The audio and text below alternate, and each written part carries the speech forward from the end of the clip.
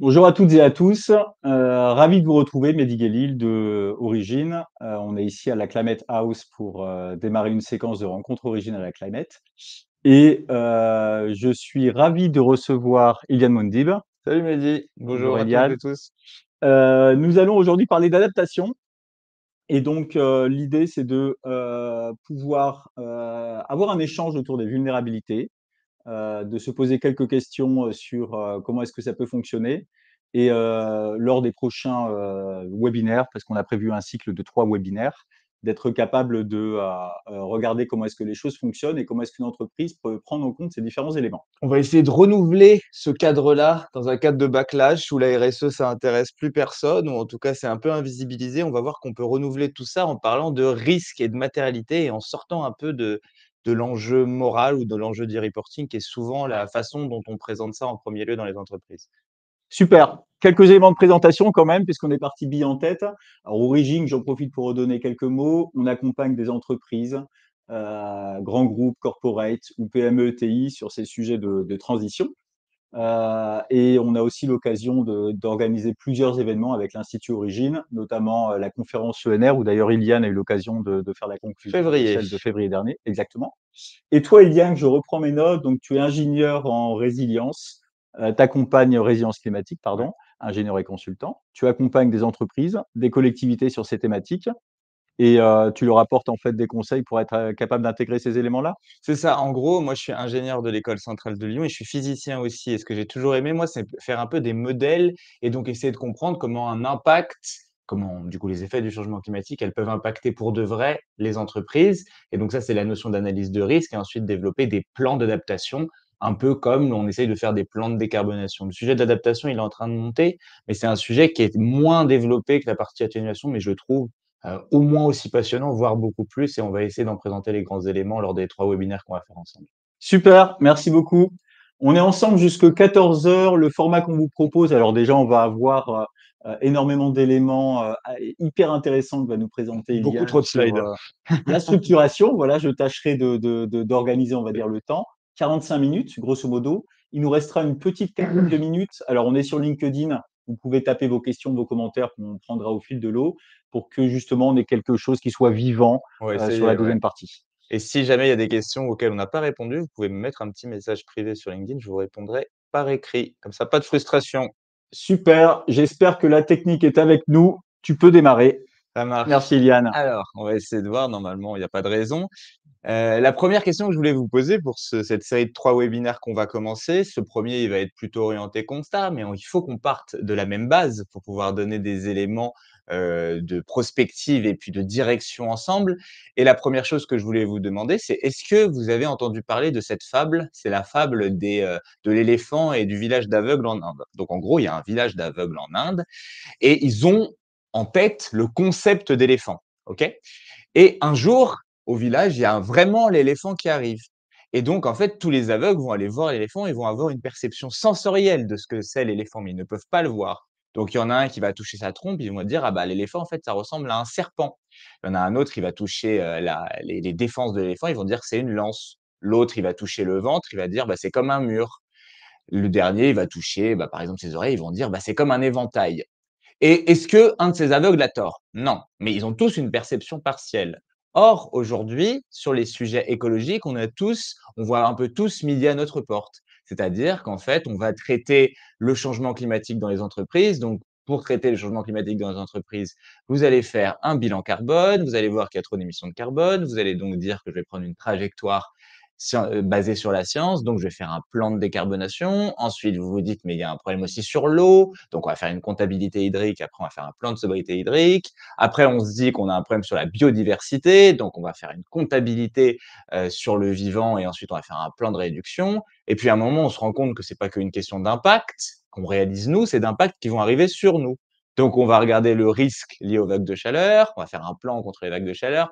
Vous m'avez compris, en fait, on accumule les diagnostics sans articuler chacun de ces plans et on se retrouve dans une situation où, en fait, on est comme si on allait chez le docteur, on sait qu'on est malade, Sauf qu'en fait, au lieu de vraiment commencer le traitement, c'est-à-dire un plan de développement économique, une bifurcation du modèle d'affaires pour être réencastré dans les limites planétaires d'un côté et de deux, être préparé à ce que ce dépassement va nous faire subir, on va chez le médecin plusieurs fois et on fait en fait la liste, le catalogue des syndromes de la maladie.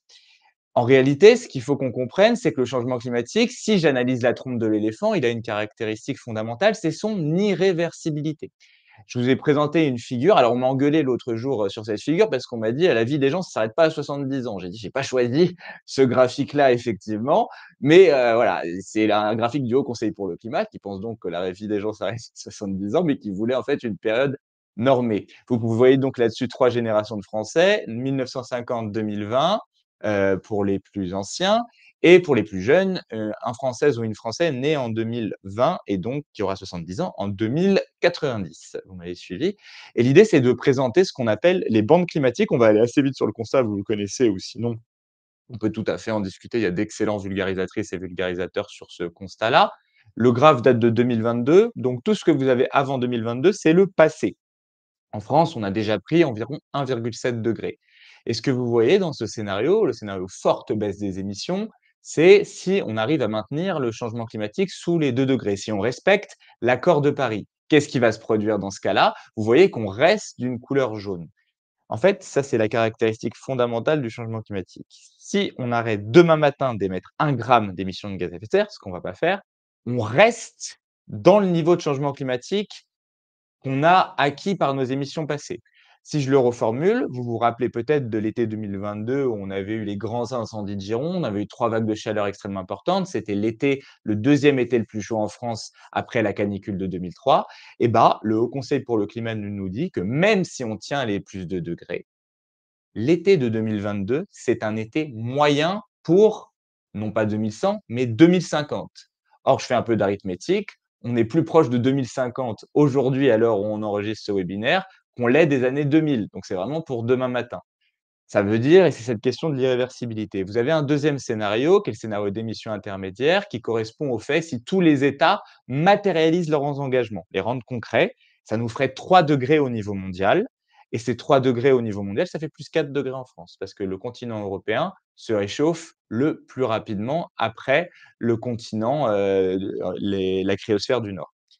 Et en et vous avez un troisième scénario, qui est le scénario d'emballement climatique, qui peut être posé par 2 choses. Soit les États reviennent en arrière, ce qui est bien sûr inconcevable, ou on a un phénomène d'emballement climatique. Ces emballements, c'est ce qu'on appelle les points de bascule climatique. Je ne vais pas revenir dessus, ça serait assez long, mais l'idée, c'est que le système climatique n'est pas un système linéaire. Il marche par seuil, et une fois qu'on a dépassé un seuil, on peut avoir des événements de dynamique qui font des emballements qui sont en fait non entropiques. Je donne un exemple. Le permafrost, c'est un sol que vous avez gelé, en particulier au Canada et en Russie, qui contient des micro-organismes qui, s'ils sont libérés, vont avoir une activité biologique, ils vont faire du méthane. Ce méthane, c'est un gaz à effet de serre. Le méthane, donc il va réchauffer encore plus l'atmosphère, ce qui accélère la fonte du permafrost, ce qui fait qu'on a plus de micro-organismes, ce qui fait qu'on a plus de méthane. Et donc, c'est ce qu'on appelle une boucle de rétroaction positive. Et le gros problème qu'on a avec ces points de bascule, c'est que, comme vous le voyez sur cette petite figure qui a été fait, adaptée du GIEC par le journal Les Échos, eh ben, on a énormément d'incertitudes sur quand vont se déclencher ces différents points de bascule. Et donc, si on dépasse les 2 degrés, on rentre dans une zone d'incertitude très, très importante. Et donc, à cette étape-là de la discussion, vous avez dû comprendre que ce n'est pas une 5 lettres. C'est quoi la réponse? Un emballement, une catastrophe, Crise! une Ah, crise. 5 lettres. Aïe, Merci. aïe, aïe. On est dans une polycrise. En fait, on est dans une situation où ce sujet du climat, on peut plus le prendre tout seul. On peut plus prendre le sujet du dépassement des limites planétaires tout seul, parce que fondamentalement, la dérive écologique irréversible, elle s'hybride avec les crises géopolitiques, les crises technologiques, les crises sociales qu'on connaît actuellement. Et donc, ça nous donne des impacts qui sont en fait non linéaires. C'est ça l'éléphant au milieu de la pièce. L'éléphant au milieu de la pièce, c'est la polycrise. Quand vous faites un bilan carbone, vous touchez la trompe de votre polycrise, mais il y a tout un tas d'autres sujets à prendre en compte. Et ce qu'il faut comprendre, c'est que la seule certitude qu'on a avec la polycrise, c'est que le futur va être fait de ruptures. La polycrise, c'est en fait une synchronisation des vulnérabilités, un festival d'incertitudes, comme le dit Edgar Morin, pour laquelle il va falloir qu'on se prépare tous ensemble. Or, dans les entreprises, on est dans des choses qui sont moins rationnels. En fait, on raisonne sur le passé. Qu'est-ce qui va se passer? C'est qu'en fait, vous lisez un rapport du GIEC, vous voyez par exemple la température augmenter de façon à peu près linéaire. Vous vous dites, bah, moi je produis des tomates par exemple, et donc mon rendement pour mes tomates va diminuer. Il va diminuer de façon linéaire. Sauf qu'en fait, du coup, vous allez vous dire, bah, j'ai le temps, tout va bien. J'ai un peu d'impact et j'aurai un peu plus d'impact l'année d'après, encore un peu plus d'impact l'année d'après.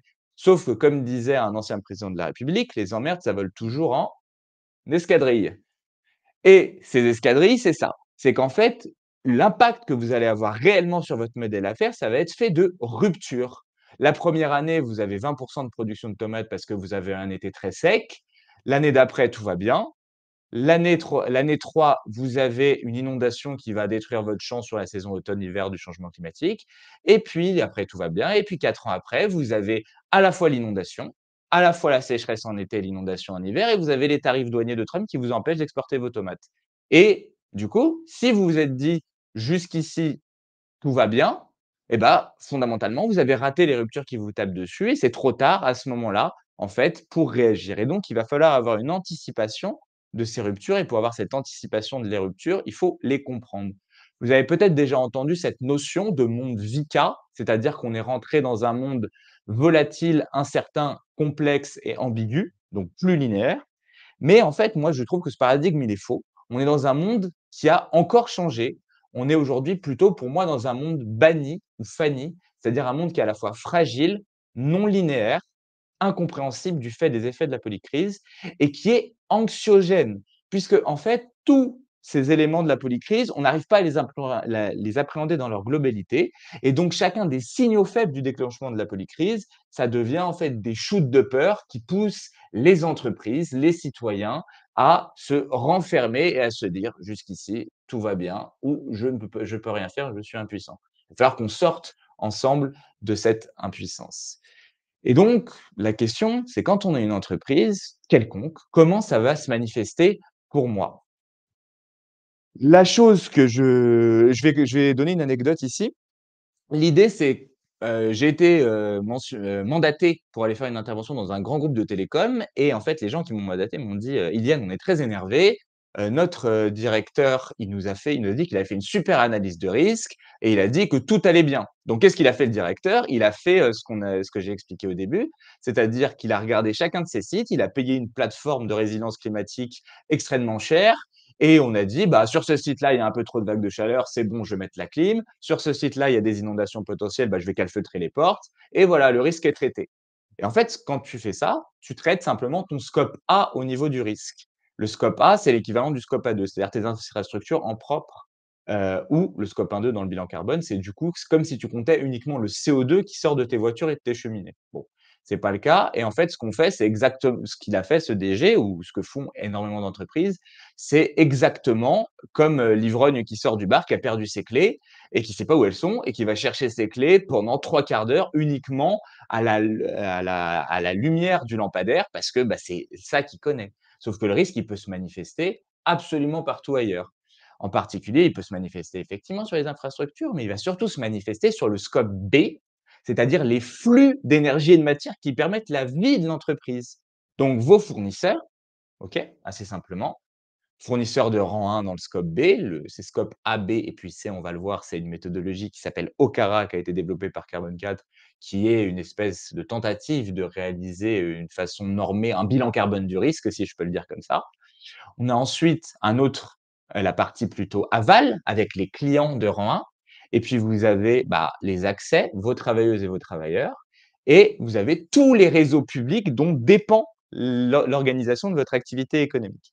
Et donc, si vous voulez comprendre votre risque, vous pouvez aussi aller chercher, donc le scope B, c'est chercher tout autour du lampadaire, d'accord? Chercher vos clés tout autour du lampadaire.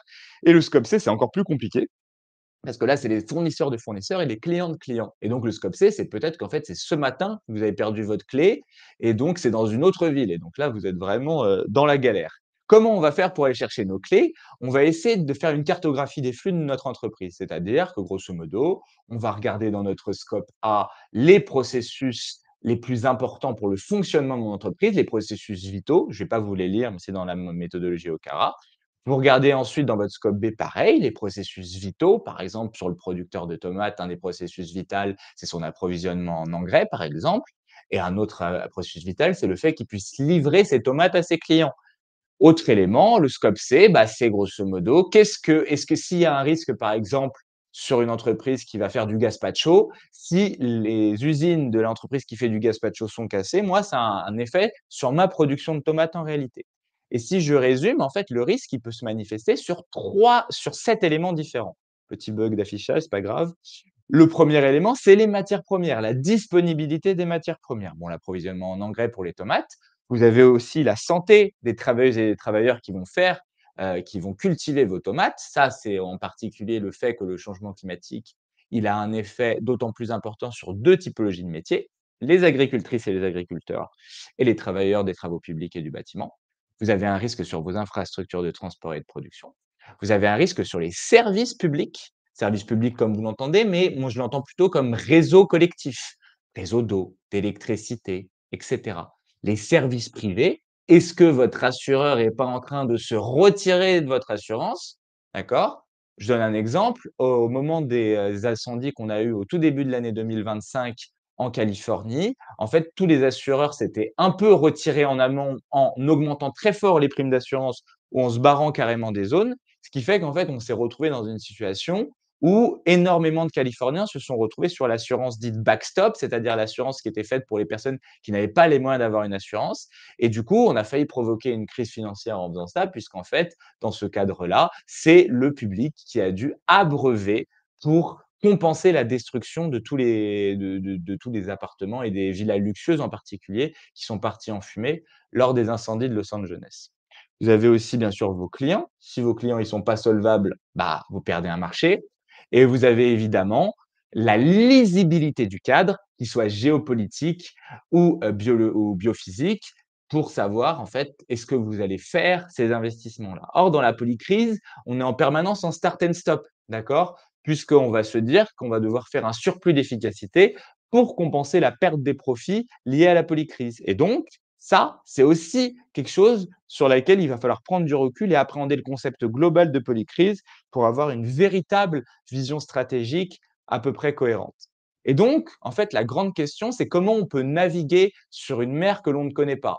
On va, en gros, vous êtes Christophe Colomb, il ne faut pas le faire, mais Christophe Colomb, en 492, 1492, il va tenter d'aller en Inde et puis il va tomber aux Amériques. Et petite anecdote un peu rigolote, ce qu'a provoqué ce mouvement de Christophe Colomb, c'est en fait ce qu'on appelle le grand échange colombien, que j'ai mal écrit, et qui a en fait refroidi le climat. Pourquoi? Parce qu'en fait, à force d'emmener, que tous les Européens aient emmené notamment leurs animaux de compagnie, vaches, chèvres, etc., en Amérique latine, ils ont propagé des maladies partout, ce qui a tué entre 70 et 90% de la population d'Amérique latine à l'époque.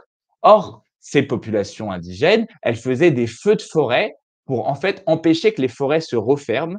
Et donc, au moment où elles ont disparu, en très grande globalité, les forêts se sont reformées, ça a été un puits de carbone très important et on a eu un refroidissement après cet échange colombien. Mais bon, continuons sur comment on se dirige dans cette mer qu'on ne connaît pas. La première façon, c'est d'avoir une boussole. La boussole qu'on analyse en risque, et vous l'avez peut-être déjà vu si vous avez déjà sollicité des prestations d'adaptation, c'est cette boussole-là, c'est la boussole du risque. Le risque, il se compose de 4 éléments différents. Premier élément, l'aléa. L'aléa, c'est les 3 saisons en plus qu'on va avoir avec le changement climatique. La France du trop chaud d'abord.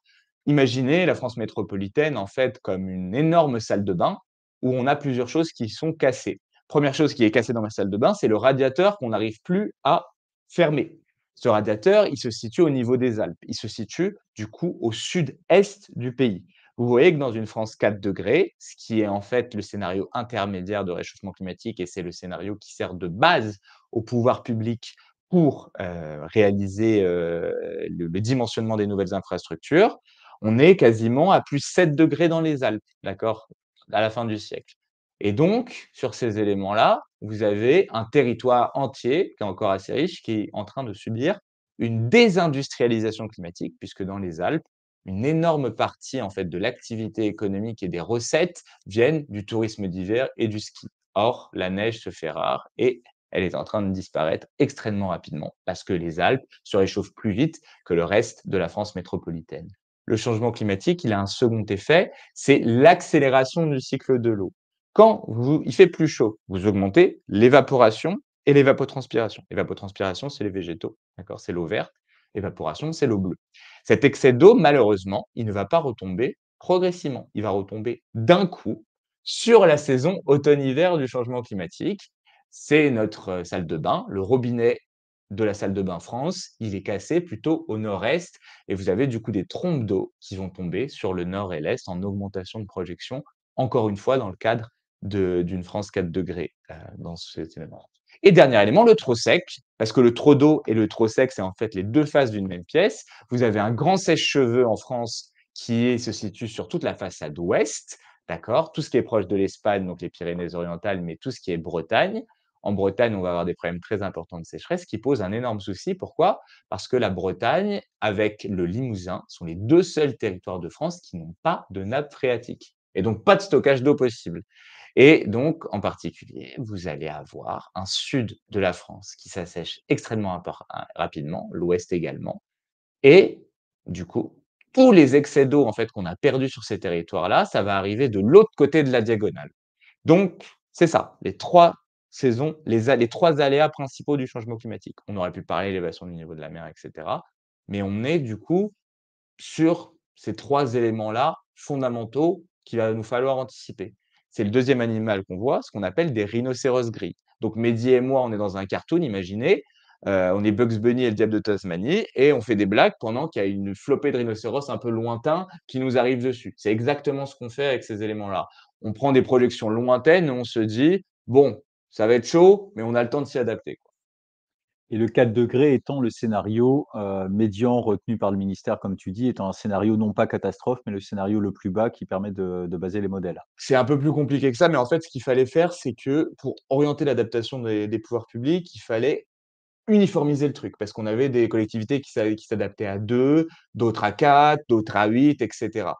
Donc ce qu'ont pensé le ministère, ils se sont dit: «Bon, bah, il faut qu'on trouve un scénario de réchauffement moyen et ça a pas de sens d'anticiper une adaptation sur le plus de degrés puisqu'on n'est pas sur cette trajectoire». Ils ont donc pris ce que dit les rapports de l'ONU, qu'on va vers +3 degrés si tous les États matérialisent leurs engagements. Avec ce petit laïus, tous les points de bascule sont situés autour de 2 degrés avec une énorme incertitude, donc le 3 degrés, c'est extrêmement dangereux. Mais dans ce cadre-là, ils ont dimensionné sur 3, qui fait +4 degrés en France, parce que l'Europe se réchauffe plus vite. D'accord. Pourquoi ça pose un problème? Et donc ça, le deuxième élément, c'est l'exposition. L'exposition, c'est comment votre territoire va le ressentir. Je ne vais pas donner des exemples très concrets parce il y en a beaucoup de choses à voir aujourd'hui, mais pour vous donner un élément, le changement climatique, si on prend une distribution de température, une gaussienne, vous allez voir que j'aime bien les gaussiennes dans la suite de la présentation.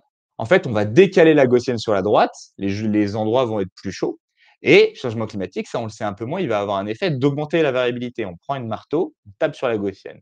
Ce qui fait qu'en fait, les extrêmes d'hier deviennent la moyenne d'aujourd'hui et laissent place à de nouveaux extrêmes qu'on n'avait jamais vus. Les extrêmes rouges que vous avez sur cette figure, c'est des choses qui ne sont jamais arrivées par le passé.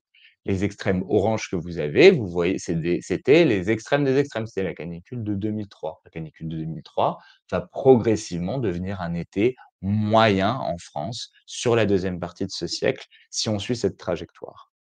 Et du coup, il faut comprendre comment votre entreprise, quelles sont ses caractéristiques de vulnérabilité. C'est-à-dire comment elle va ressentir les effets de ces aléas sur les différents éléments de sa chaîne de valeur. Et là, il y a encore un problème, c'est que fondamentalement, toutes les infrastructures qu'on a dimensionnées, tous les modèles d'affaires ont été dimensionnés sur des conditions climatiques passées qui ne reviendront jamais. Ils ont été dimensionnés pour tenir la canicule de 2003, mais pas plus que la canicule de 2003, parce qu'on n'avait jamais vu plus que la canicule de 2003.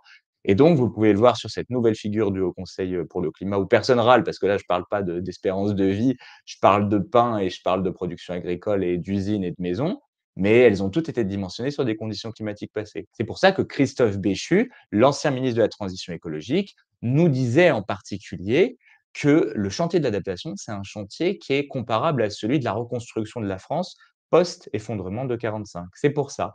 Toutes nos infrastructures sont dimensionnées sur le passé. Lesquelles vont tenir? Les infrastructures physiques, peut-être ça ira, on est certain que toute notre production agricole est à renouveler, que nos forêts sont à renouveler, que tout ce qui est en fait biologique, tout le changement climatique va déjà beaucoup trop vite pour nos écosystèmes. Et donc, la façon de limiter le risque, c'est de répondre. Donc cette réponse, malheureusement, elle peut être contrainte et elle va être contrainte. Et là, je vais rentrer du coup dans une description, la partie géopolitique de l'énergie, pour bien comprendre ce que ça veut dire de répondre de façon contrainte et on donnera dans les grands concepts et les grands paradigmes, pour répondre, en fait, c'est plutôt un teasing, sur le deuxième webinaire. La principale contrainte ici, vous l'avez peut-être déjà vu dans les nomenclatures, en tout cas qui ont été utilisées dans votre reporting, la regrettée CSRD vous demandait de faire une analyse de matérialité. Dans cette analyse de matérialité, vous deviez traiter vos risques physiques. Bah, les risques physiques, c'est ça, c'est vagues de chaleur, stress hydrique, trop chaud, trop d'eau, les événements climatiques extrêmes, les feux de forêt, les inondations côtières, qui sont en fait des mélanges des différents aléas. Mais il y a aussi une autre typologie de risque. En particulier, on a oublié cette notion d'énergie. L'énergie, c'est la mesure de la transformation du monde. Plus vous avez une consommation d'énergie importante, plus vous changez le monde rapidement et plus vous générez du coup du chiffre d'affaires, du PIB et de la croissance. En fait, l'énergie, ça nous permet de changer la vitesse, la température, la forme, bref, transformer le monde. Jean-Marc Jancovici l'explique extrêmement bien. Et il explique en particulier que l'augmentation de notre consommation d'énergie primaire, elle est exponentielle depuis, le début de la révolution industrielle. On est sur une courbe de crosse de hockey et la chose qui est inquiétante, c'est qu'aujourd'hui, on n'a jamais consommé autant d'énergie. On va colorer ce graphique progressivement. Vous voyez qu'on a sur notamment la consommation de bois, eh ben, en fait, en proportion, oui, on consomme moins de bois. On était à 100% presque au début du 19e siècle et on est aujourd'hui à 6%. Mais vous voyez qu'en quantité absolue d'énergie consommée, on reste sur quelque chose d'assez stable, voire on en consomme plus de bois. D'accord? Et vous l'avez peut-être déjà vu, 80% de cette ébriété énergétique, de cette façon de consommer de l'énergie, ça a été permis par les combustibles fossiles, pétrole, gaz, charbon, qui sont responsables du changement climatique et les seuls responsables du changement climatique avec la déforestation et avec en particulier les émissions liées aux engrais, protoxyde d'azote et le méthane qui est lié notamment aux bovins. 80%.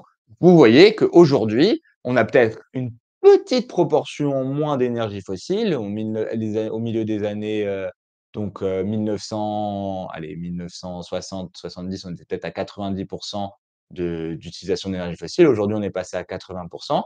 Mais vous voyez que les énergies ne font que s'empiler. Tout ce qui est solaire, renouvelable, nucléaire, ça vient non pas remplacer les énergies fossiles, mais s'y ajouter, d'accord? Or, si on veut limiter le changement climatique, évidemment, il va falloir qu'on réduise en valeur absolue ces quantités-là. Et donc, c'est ça, en fait, qu'on appelle les risques de transition. Les risques de transition, c'est qu'est-ce qui se passe pour mon organisation si je suis dans un scénario climatique où j'ai moins d'énergie fossile et quelles sont en gros les grandes tendances macroéconomiques du moins d'énergie fossile. La notion de moins est intéressante parce que ça peut être du moins subi ou du moins organisé. Organisé, par exemple, ça va être notamment l'augmentation du niveau de réglementation, du niveau de litige. Mais le moins subi, c'est aussi les incertitudes de marché sur le prix de vos combustibles fossiles, et cetera. Or, le fossile, notamment le pétrole, il a une dimension qui est assez sympathique et assez pénible. C'est que quand vous avez moins de pétrole dans l'économie, dans le monde, dans la production pétrolière, vous n'avez pas forcément des prix qui augmentent. Pourquoi? Disons que j'ai moins de pétrole dans mon économie. Du coup, pour rationner, mon prix du pétrole va augmenter. Tac, tac, tac, tac. Sauf que si mon prix du pétrole est trop haut, fondamentalement, je vais détruire des activités économiques. Mehdi, il va plus prendre sa voiture pour aller faire ses courses, il va y aller en vélo. Ou on a une grande entreprise, une grande usine qui va arrêter fondamentalement son activité parce que c'est plus rentable de produire de l'acier à ce coût de l'énergie-là. Et donc, augmentation du prix du pétrole, destruction d'une partie de la demande, et pouf, du coup, pour rééquilibrer l'offre et la demande, le prix du pétrole tombe. Et donc, ce qu'on peut déduire, c'est que moins on a de pétrole dans l'économie, d'énergie fossile en général, plus on va avoir de la volatilité sur le prix et non pas une diminution graduelle. C'est-à-dire que votre prix va faire n'importe quoi et on retrouve le schéma que je vous avais montré progressivement. Vous n'allez pas au tout début, jusqu'ici tout va bien, vous n'allez pas avoir une augmentation progressive du coût du pétrole, vous allez avoir du grand n'importe quoi avec des années où ça va pas du tout et des années où tout va bien, ou voire même vous allez avoir, où vous dire: «Bah, le pétrole a jamais été aussi peu cher» et cetera. La volatilité augmente. Or, on a un gros problème parce qu'en fait, on a une déplétion structurelle des énergies fossiles. Je vous ai mis 2 types d'énergies fossiles, les principales, le pétrole et le gaz, parce que c'est ce qu'on consomme principalement en France et vous voyez qu'on est sur une trajectoire de décrue, même dans les scénarios. C'est un rapport de l'Agence internationale de l'énergie, qu'il faut même beaucoup d'investissements dans, même si on met le paquet sur les investissements dans la recherche de pétrole et de gaz, on est sur une décroissance progressive de la production parce qu'en fait, on est en train de toucher le fond de nos réserves ou en tout cas de ce qui est accessible, exploitable au prix où on connaît ce pétrole et ce gaz. Et donc, en fait, il faut qu'on ait, pour continuer nos économies, du pétrole et gaz qui sont le moins cher possible, sauf qu'il y en a moins, donc plus d'investissements, plus de volatilité, etc. C'est un problème particulier pour la France, ça c'est un rapport du Shift Project, parce que si je prends notamment en 2019 la production de tous les pays qui nous donnent, en fait, qui nous vendent du pétrole, du gaz et du pétrole dans cette figure-là, eh ben, ils produisaient en 2019 environ 55 barils de jour. Or, le Shift Project est allé voir une base de données qui s'appelle Reichstat. Et dans cette base de données, on se rend compte que si on cumule en fait tous ces fournisseurs de l'Union européenne, avec 2 hypothèses sur le gaz de schiste américain, le tight oil, et ben même dans le scénario le plus optimiste, ces pays ne pourraient sortir à 2050 que 30 millions de barils par jour. Donc on a une division par 2 de la disponibilité de ces ressources fossiles à 2050 d'après cette étude, ce qui veut dire que votre, prix, votre volatilité va varier entre n'importe quoi, entre 2 et 10. Et donc plus vous êtes carboné en tant qu'entreprise, plus fondamentalement c'est un risque systémique pour votre activité et un risque qui va se matérialiser par une rupture. Vous voyez donc que la décarbonation, c'est pas un sujet de il faut se décarboner parce que c'est bien. C'est un sujet qu'en fait, structurellement, mon prix des énergies fossiles va faire n'importe quoi. Si on l'organise pas, peut-être que vous aurez des décideurs qui vous donneront de la visibilité, mais là, on n'est pas du tout dans cette dynamique-là, en vous donnant un prix du carbone progressif et vous pourrez vous dire: «Bon, bah, du coup, c'est intéressant économiquement parce que mon prix du pétrole, mon prix du carbone va augmenter de temps, de faire tel ou tel investissement». Là, c'est encore plus compliqué parce que vous n'avez pas cette trajectoire-là, vous avez des signaux contradictoires d'augmentation et de baisse de prix, mais vous savez maintenant, grâce à ce webinaire, que tendanciellement, cette augmentation de volatilité nécessite des investissements de votre part pour vous décarboner ou en tout cas une remise en avant de cette décarbonation, non pas comme un sujet de reporting, mais comme un sujet de limitation du risque. Je vais vous donner un exemple. L'exemple, il est simple, c'est celui de la France. La France, le grand pays tout nucléaire, c'est complètement faux. En France, on a plus de 40% en fait de notre consommation d'énergie primaire qui est liée à du pétrole et 20% qui est liée à du gaz. Or, en France, on n'a pas de pétrole et on a des idées, ça dépend des années. Et en fait, bah, on importe tout ça. On apporte du pétrole et du gaz, on n'en produit pas. Et donc, ici, c'est de la consommation d'énergie primaire finale, hein, évidemment.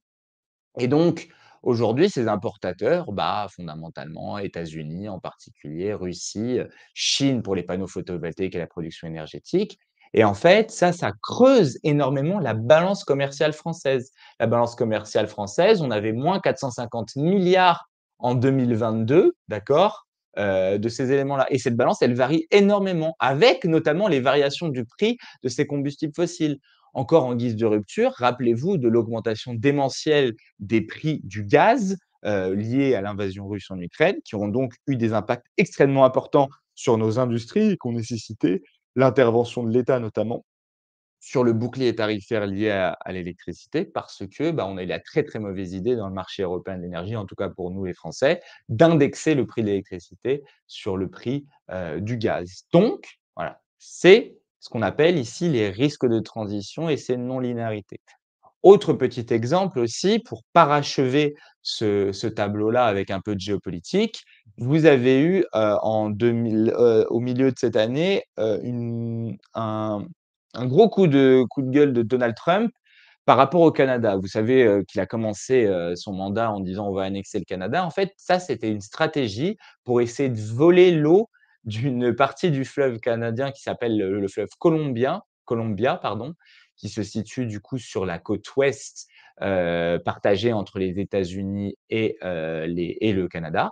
Et en fait, c'est un fleuve où depuis des décennies, on a, des conflits pour, l'aménagement de ce cours d'eau parce que les États-Unis d'Amérique veulent en particulier attirer, faire des infrastructures pour amener plus d'eau à la Californie, d'accord? Et du coup, en fait, la stratégie de Trump sur ça, c'était de faire du smash and grab, c'est-à-dire taper extrêmement fort, sur les menaces canadiennes pour en fait, en tirer le meilleur parti sur la négociation de ce traité qui gère, le la répartition de l'eau du fleuve Columbia, d'accord? Du fleuve Columbia. Et l'idée, c'est quoi? Bah, c'est en Californie, on n'a plus d'eau dans les nappes parce qu'on a pompé, pompé, pompé et on a une sécheresse extrêmement importante et on n'a plus d'eau, en particulier pour les incendies. Et donc l'idée, c'était de forcer, de tordre le bras des Canadiens pour s'accaparer une partie de l'eau du fleuve Columbia.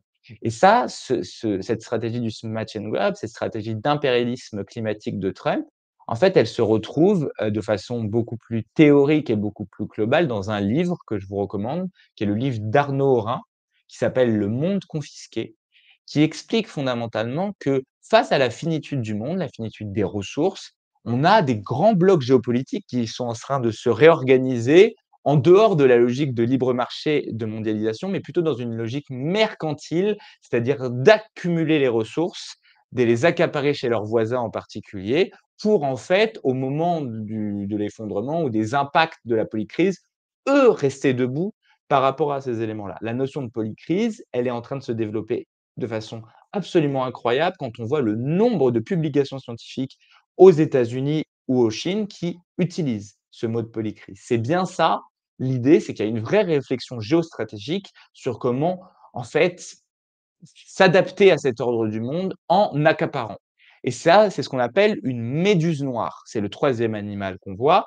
Une méduse noire, c'est fondamentalement, en fait, le fait d'une conséquence qui semble inattendue, mais lorsqu'on y réfléchit, c'est logique. On a retrouvé notamment des méduses dans nos centrales nucléaires françaises. Pourquoi? Parce que quand vous avez une eau plus chaude, et ben, fondamentalement, cette eau plus chaude, elle va être, elle va être propice à la gélification notamment de l'océan et donc vous avez plus de méduses et donc cet été en France, on a retrouvé dans les centrales nucléaires des méduses et ça a fait la une de l'actualité et cetera, enfin bon, partiellement. Et en fait, bah, quand on y réfléchit, oui, c'est logique, on a une eau plus chaude, donc on va avoir ce genre d'emmerdement à gérer de façon, beaucoup plus régulière et juste quand ça se produit, bah, on est surpris, mais au final, c'est tout à fait logique qu'on ait des phénomènes comme ça. Et donc, ici, vous allez me dire et on arrive tranquillement à dans les 10 dernières minutes, du webinaire, bah, Iliane, tu nous as menti, tu nous as dit: «On aurait des ruptures» et là, est-ce que j'ai montré des ruptures? J'ai montré des dynamiques qui peuvent créer des ruptures et dans ce cadre-là, si on a des ruptures, mais en fait, à quoi ça peut servir de faire mon analyse de risque? Faire l'analyse de risque climatique, on va voir comment on la fera, on la déclinera de façon beaucoup plus opérationnelle dans le prochain webinaire, mais ce n'est malheureusement pas traiter l'intégralité du problème. Aujourd'hui, en fait, on a vu 3 animaux et on va voir un quatrième animal. Peut-être que vous l'avez dans le chat sur le type d'animal qu'on va montrer. Il est plus connu que les 3 autres et l'idée, c'est qu'en fait, bah, votre analyse de risque, elle permet de percevoir la trompe de la polycrise si vous l'orientez sur le climat. Elle permet de percevoir l'impact de l'évolution des moyennes, ça c'est la partie rhinocéros gris et elle permet d'anticiper ce genre de conséquences, attendues, mais on est surpris lorsqu'on n'y a pas pensé, c'est les méduses noires. Et pour, bien comprendre, en fait, bah, cette stratégie d'adaptation, vous pouvez la réaliser comme ça. Vous avez des typologies d'adaptation. Adaptation incrémentale, c'est le tout de suite. Structurelle, c'est des éléments beaucoup plus dimensionnants et l'adaptation transformative, c'est la bifurcation de votre business model et quand on fait un plan d'adaptation, en général, on le traduit dans cette espèce, dans cette matrice-là et on va essayer, de paver le chemin vers la résilience avec des mesures, court terme, d'adaptation incrémentale qui vont s'enchaîner sur des mesures d'adaptation structurelle. C'est donc répondre à la crise tout de suite, planifier ensuite une réponse, une bifurcation, plus importante sur les infrastructures, sur le scope, A et B et puis voir en fait comment on peut bifurquer le business model, reprendre le contrôle sur la chaîne de valeur en particulier. Mais du coup, pour voir en fait ce dernier animal, je vais prendre un exemple. Disons, Mehdi m'a envoyé juste avant le webinaire l'intégralité des tailles, je sais pas où il a trouvé ces informations, des gens qui ont assisté au webinaire. Et donc là, je vous ai représenté là, et moi j'ai fait une gaussienne de tous les gens qui assistent au webinaire. Nouvelle gaussienne. Nouvelle gaussienne, là on va avoir 2-3 gaussiennes effectivement. Et je sais pas, Mehdi m'a dit ce matin: «Oh, il y aura peut-être Victor Wembanyama qui assistera au webinaire, mais donc ça va éclater notre distribution des tailles». Et bah, je lui ai dit: «Bah non, en fait, Victor Wembanyama, c'est un extrême borné. Il fait 2,23 m Victor Wembanyama, il fait pas 100 mètres, 1000 mètres. Donc dans ma gaussienne, bah, ça va être un événement statistique extrême comme la canicule de 2003, mais finalement ça va». Par contre, et là, c'est un peu plus problématique. C'est lui qui aura les problèmes, pas moi. Il a aussi trouvé vos revenus, Mehdi. Et donc, ça vous donne encore une gaussienne. Et si jamais on a Elon Musk ou Bernard Arnault qui se joint à ce webinaire, et ben là, c'était la dernière gaussienne qu'on verra parce qu'on n'est plus sur une gaussienne, parce que Bernard Arnault, ce n'est pas un extrême borné. Il a une fortune qui est 100, 1000 à 1 million de fois plus que tout le monde dans le webinaire. Et donc, en fait, il change rien que par le fait qu'il arrive sa distribution statistique. Et voilà le plot twist, c'est qu'en fait, dans ce cadre-là, Bernard Arnault, c'est un signe noir. Et en fait, la polycrise, c'est ça. Elle va générer continuellement des signes noirs. Quelles sont les 3 caractéristiques de ces signes noirs? Un signe noir, en fait, c'est un événement qui est d'abord imprédictible. Je ne peux pas savoir que Bernard Arnault va aller à mon webinaire. Je ne peux pas savoir que dans le webinaire qu'on va présenter, on a quelqu'un qui a une fortune de l'ordre de la centaine de milliards d'euros, d'accord, à lui tout seul. Bon. Deuxième caractéristique du signe noir, c'est une bascule systémique. Il change la distribution statistique. Il y a un avant et un après Bernard Arnault. Ici, là, vous voyez des dominos qui vont s'effondrer. Et là, vous êtes incapable de me dire par où ça va s'effondrer. Moi, je le sais, mais parce que je l'ai vu en avant. Et c'est bien ça la troisième caractéristique la plus inquiétante des signes noirs, c'est qu'on va passer notre temps à les expliquer a posteriori. Et le fait de les expliquer a posteriori, en fait, c'est très dangereux parce qu'on se dit, bah, on aurait pu savoir. Ces signes noirs, ils vont se multiplier parce qu'il y a des dynamiques non linéaires du style les points de bascule physiques, mais aussi on est dans une société, des sociétés tellement complexes que une fois qu'on a déclenché une pichenette à un endroit, on ne peut pas savoir à quel moment, où et comment ça va s'effondrer. Les signes noirs, en fait, vous les connaissez, on les a vus. Le Covid, c'est un signe noir. On peut décrire le fait que notamment, bah, on a massacré 80 de la biodiversité et de la vie sur terre. Donc en fait, on n'a plus qu'une biomasse qui est très homogène génétiquement. Donc quand un virus passe là-dedans, il s'en donne à cœur joie dans les mutations.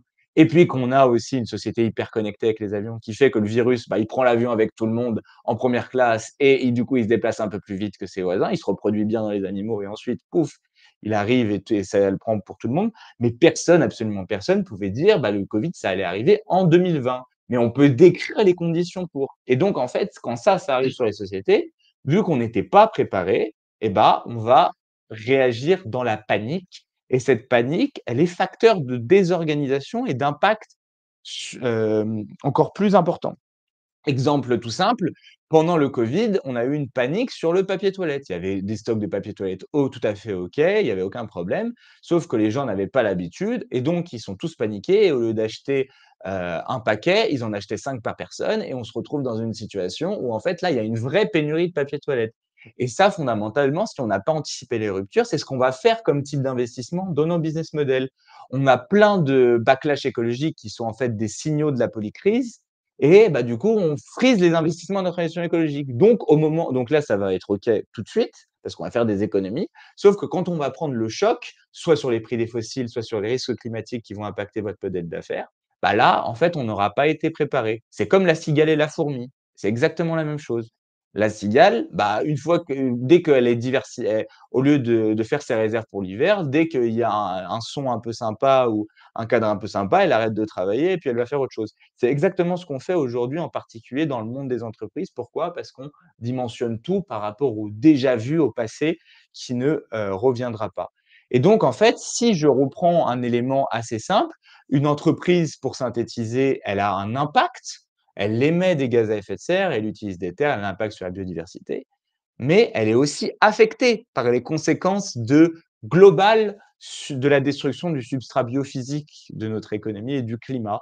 Donc elle doit pouvoir analyser ces risques climatiques en tant que tels et les autres risques et les traduire dans un langage plus global de géopolitique et d'impact en fait structurel.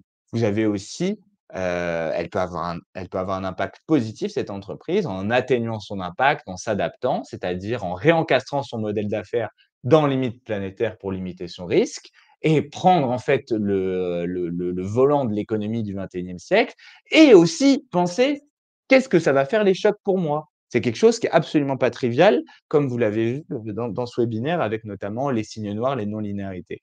Il n'y a pas que les rhinocéros gris, il n'y a pas que les moyennes dans la vie.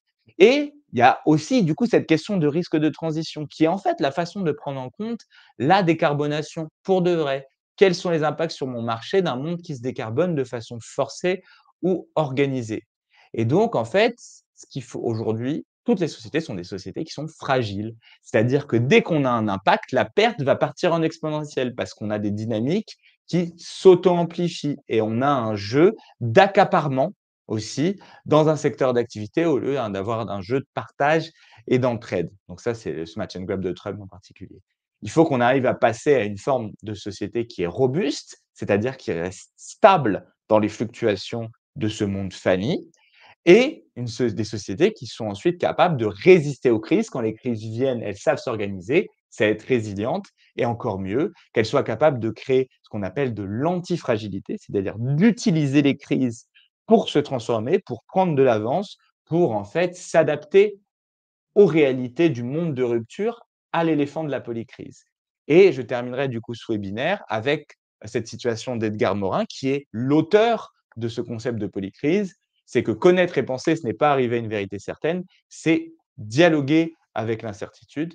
Je vous remercie et on va prendre quelques questions. Je vous note simplement le prochain rendez-vous, le prochain webinaire, ça sera le 13 novembre, même chose, 13h-14h, et on parlera de comment on peut débuter votre propre prospective de la polycrise et comment en fait on fait cette trajectoire d'adaptation, qu'on entre dans ce cadre systémique que je vous ai présenté un peu aujourd'hui. Je vous remercie en tout cas pour votre attention à toutes et tous.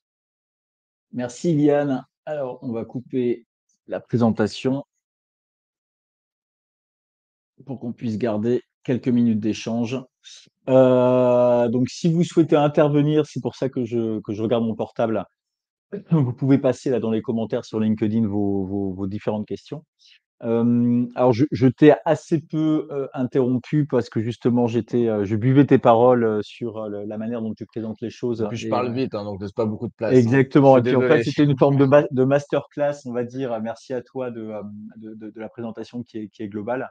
Ce que je trouve très intéressant, si je partage mon sentiment à chaud, c'est vrai que souvent, ces derniers temps, on a reproché aux entreprises de s'être un peu enfermées dans l'énergie, dans le carbone, dans le CO2, ce fameux tunnel carbone, qu'on peut, parfois critiquer alors qu'il faut être, à même de regarder d'autres éléments, les limites planétaires, la biodiversité.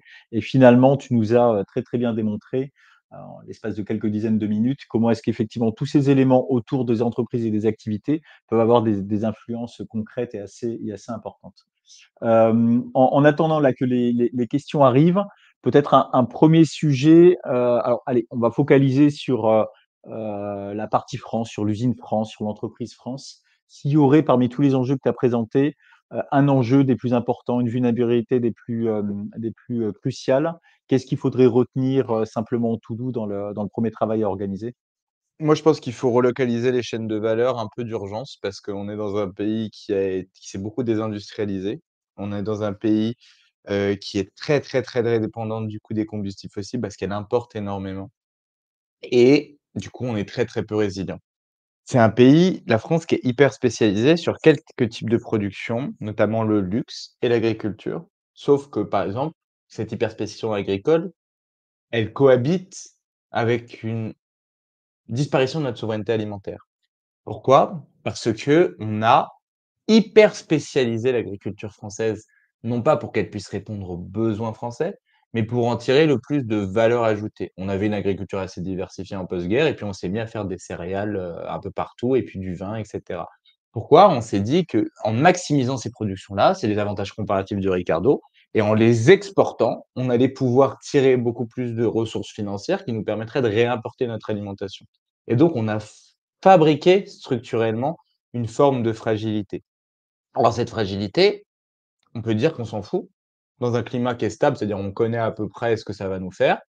Dans un environnement qui est contrôlé, c'est-à-dire on va mettre des pesticides en fait parce qu'on va utiliser que des clones génétiques pour la production de céréales et donc fondamentalement ces clones génétiques, ils sont hyper sensibles aux ravageurs, donc je connais après les ravageurs qui arrivent, je mets des pesticides pour les empêcher d'arriver et on va doper cet environnement exactement comme un sportif, c'est-à-dire qu'on va mettre des engrais, on va mettre beaucoup d'irrigation. Sauf qu'en fait, bah, sur cette agriculture française, qui est encore quelque chose d'extrêmement important, bah, on est un peu, sur la fin de carrière du sportif dopé. Donc quand un sportif est dopé, il va être très, très, très performant et puis ça va s'effondrer très, très, très, très vite. Le changement climatique, il va extrêmement rapidement et il communique avec tout un tas d'autres conséquences. Et donc, pour moi, en France, on est un peu dans la fin du sportif dopé et les performances qui vont commencer à se tasser et à redescendre très, très vite et donc, bah, le secteur moi, ce que je verrais comme, élément très important, c'est commencer à relocaliser une partie des chaînes de valeur et de se réorienter beaucoup plus vers les besoins de son territoire. D'accord? Voilà, c'est ça que je verrais de façon globale, mais on verra plein d'exemples plus concrets et il faudrait, poser la question, de façon plus précise sur, le secteur d'activité, en tout cas, parce que l'entreprise France, c'est énormément de secteurs différents quand même et puis c'est des dépendances plus ou moins importantes à la mondialisation, un ancrage plus ou moins important sur les territoires, un lien plus ou moins important avec le substrat biophysique qui permet la production. Est-ce que, le c'est de l'agriculture, donc c'est-à-dire, les ressources naturelles sont sur le scope A ou est-ce que ces ressources naturelles sont sur le scope B, le scope C et cetera? Il y a une méthodologie, hein, pour traiter ça. Très bien, effectivement, la notion de territoire, en quelque sorte, d'être capable de descendre, cette réflexion, au niveau des territoires, tout en prenant en compte Il faut dire bonjour à son plus, voisin. plutôt C'est un globaux. enjeu extrêmement important de traitement de la polycrise. Je regarde mon portable là pour prendre les questions. J'en ai une de Jean-Pierre Riche, fondateur d'Origine, donc je vais vous la retranscrire. «Depuis quelques années, nous sommes rentrés dans une nouvelle ère où les crises s'enchaînent et l'instabilité règne». Je pense que tu viens de nous le remontrer une nouvelle fois. Comment les dirigeants RSE doivent adapter leur rôle pour accompagner la transformation nécessaire du management de l'entreprise à ce nouveau contexte mondial? Bah, un peu comme, ce que doit faire la France, c'est-à-dire faire de la prospective. Elle doit faire de l'analyse de risque, c'est-à-dire comprendre, en fait, ce qui va imp où est-ce que ça va taper? Déjà, qu'est-ce qui est le plus important sur ma chaîne de valeur? C'est-à-dire se dire: «Ce processus-là est vital ou pas», donc prioriser dans la chaîne de valeur. Faire une analyse de risque sur chacun des éléments de dimensionnement, des points névralgiques de la chaîne de valeur, faire des scénarios de rupture de la chaîne de valeur, donc comprendre, bah, qu'est-ce qui se passe si j'ai un trop chaud enchaîné avec un trop sec? Qu'est-ce qui se passe si mon prix des fossiles il augmente de temps et en plus j'ai un épisode de vague de chaleur? Donc voir où est-ce que les ruptures comprendre ses vulnérabilités pour comprendre ses ruptures. Une fois qu'on a fait cet exercice, on va essayer du coup de résorber ces vulnérabilités et on va essayer de dimensionner les mesures dans le temps. C'est-à-dire si on a une vulnérabilité aux fossiles, bah, il y a une décarbonation, comment on l'amène et cetera. On va en fait, à ce moment-là, tisser les liens entre tous les rapports qu'on a faits. C'est ça l'objectif de la prospective. Quand on fait de la prospective de la polycrise, eh ben, vous allez réussir un truc incroyable, c'est-à-dire reprendre tous les rapports médicaux là quand vous êtes allé chez le médecin et de vous dire: «Ah bah, la solution à ce problème-là, c'est à ce moment-là dans mon plan». Ça se met en fait, vous allez faire un grand chemin de bifurcation où en fait, vous allez reprendre toutes les pièces du puzzle que vous avez dans votre tiroir, mais que vous n'arriviez pas à mettre les unes avec les autres parce que vous n'aviez pas cette prospective de la polycrise. Une fois que vous avez du coup l'analyse de risque, une fois que vous avez les éléments globaux, et ben tous mes diagnostics vont me servir à créer une grande pièce de puzzle de bifurcation du modèle d'affaires. Et la RSE, pour moi, doit devenir un élément. J'ai entendu beaucoup parler notamment au à ProDurable de RSE stratégique. Je me suis dit: «C'est quand même pas trop mal comme idée» parce qu'effectivement, ça doit plus devenir un à côté qui fait du reporting, qui fait les trucs chiants, hein, pour aller très vite, mais ça doit être, en fait, un des maillons, voire le maillon de la stratégie. Parce que c'est dans la RSE qu'on porte cette chose que les dirigeants ont pas le temps de faire, c'est-à-dire faire de la prospective, aller voir un peu plus loin, faire ce que font les militaires en réalité. Les militaires, ils sont pas en train de réagir à l'actualité de BFM TV tous les 4 matins. Ils ont des visions, ils ont des concepts géopolitiques pour comprendre les évolutions du monde. Ces concepts peuvent être faux, mais au moins ils essayent d'avoir une vision qui va un peu plus loin et qui n'est pas une vision de prospective où, en fait, je copie sur mon voisin en me disant: «Si lui il a fait ça, il faut que je fasse ça». La RSE, c'est le département dans l'entreprise qui a toutes les pièces de puzzle dans son tiroir, qui peut, avec une analyse de risque, voir beaucoup plus loin et avoir une prospective qui est basée sur des réalités physiques et pas des emballements, pas des paniques, morales ou dans les dirigeants, et toutes ces pièces-là, pouf, pouf, pouf, pouf, pouf, c'est elle qui les a, il suffit de les aligner et du coup de revigorer cette notion, enfin la RSE autour de cette stratégie. Se décarboner, avoir un plan d'adaptation, limiter son impact sur la biodiversité, régénérer le vivant, c'est pas des choses qu'il faut faire parce que c'est bien, c'est parce que c'est notre condition de survie en tant qu'entreprise, en tant que société et cetera. Ouais. Ouais, et formidable moyen certainement de répondre au backlash. On l'a peut-être pas trop évoqué aujourd'hui, mais voilà, dans un contexte un peu étonnant cette année 2025 où on a pu voir un ralentissement de pas mal de sujets, avec ce que tu partages sur cette capacité à remettre la RSE, remettre la transition, remettre le développement durable, on l'appelle un peu comme on veut selon les organisations, mais au cœur de l'activité stratégique pour justement faire évoluer le business suivant des orientations qui permettent d'intégrer ces futurs aspects de crise. Je pense qu'on tient quelque chose qui est assez intéressant. Il faut redevenir rationnel et pour être rationnel, il faut avoir les capacités de prospective, mais il faut faire cette prospective-là. Voilà.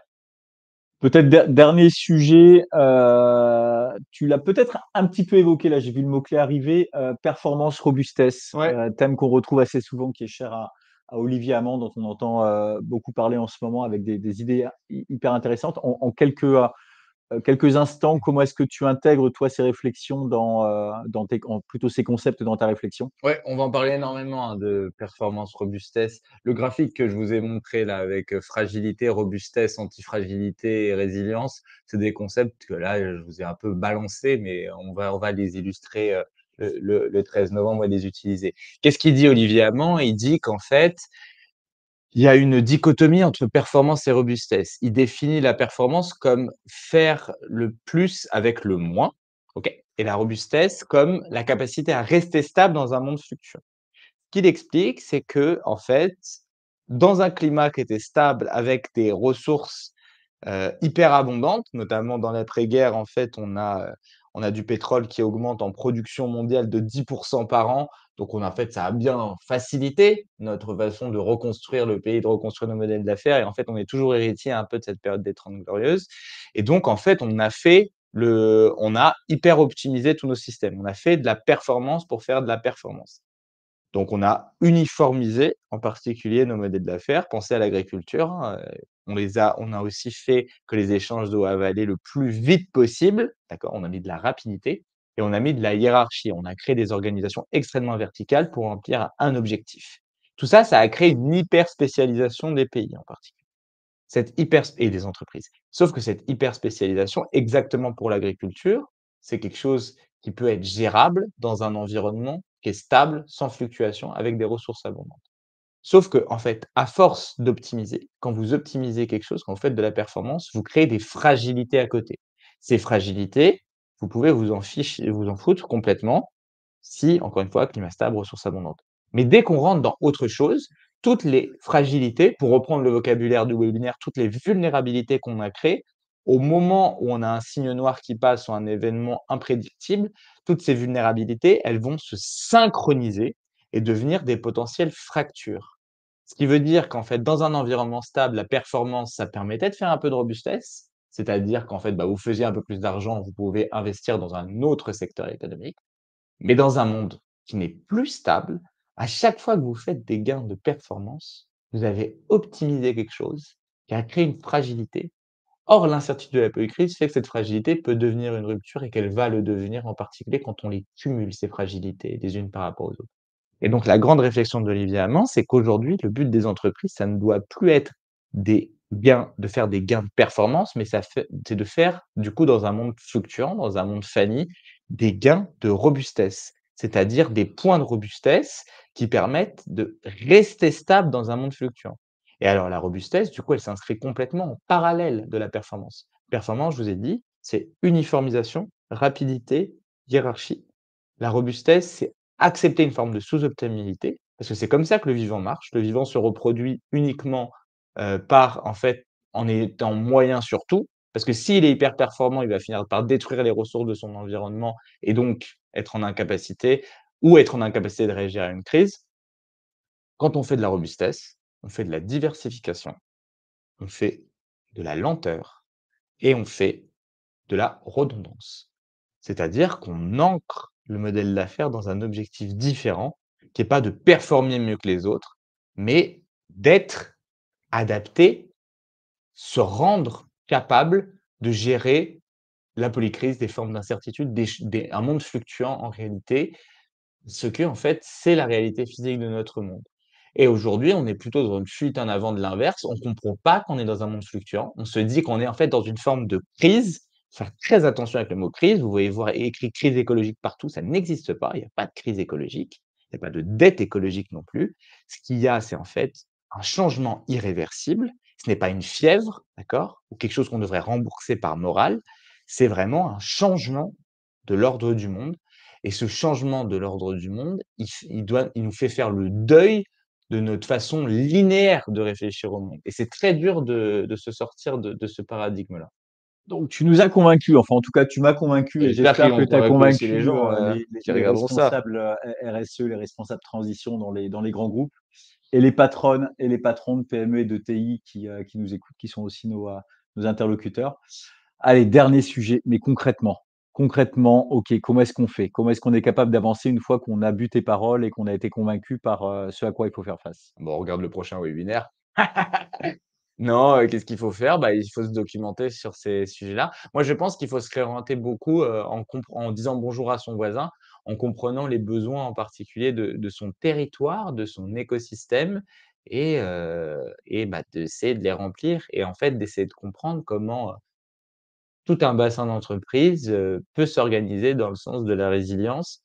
Il y a, une initiative que moi j'aime beaucoup qui s'appelle la Convention des entreprises pour le climat, qui fait faire ce chemin à tout le monde, en partant vraiment des impacts pour arriver jusqu'à la notion de rupture et donc qu'il y ait ce cheminement intellectuel qui soit créé et je pense que la 1re révolution qu'on doit organiser, elle est dans nos têtes, c'est-à-dire, bah, de comprendre cette notion de non-linéarité, de se documenter là-dessus. Vous avez une plateforme aussi qui s'appelle, Sator qui permet en fait de prendre de la hauteur et de lier toutes ces transitions entre elles. Mais, voilà, c'était pas hyper concret, mais, là, tu me prends un peu de court vu qu'il reste pas beaucoup de temps. Eh ben justement, alors donc rendez-vous est donné donc 13 novembre, hein, on fera ça un jeudi entre midi et 2, enfin en tout cas entre 13h et 14h pour être plus précis. Donc même principe sur une invitation LinkedIn Live et puis on partagera avec ceux qui se sont inscrits déjà aujourd'hui. Je crois qu'il y avait 70 à 80 personnes qui s'étaient inscrites pour aujourd'hui. On va continuer à faire vivre le webinaire qui va avoir une deuxième vie en replay. Merci beaucoup Iliane Merci de à tes toi, interventions et à très vite. très Merci vite. à tout le Merci monde. beaucoup.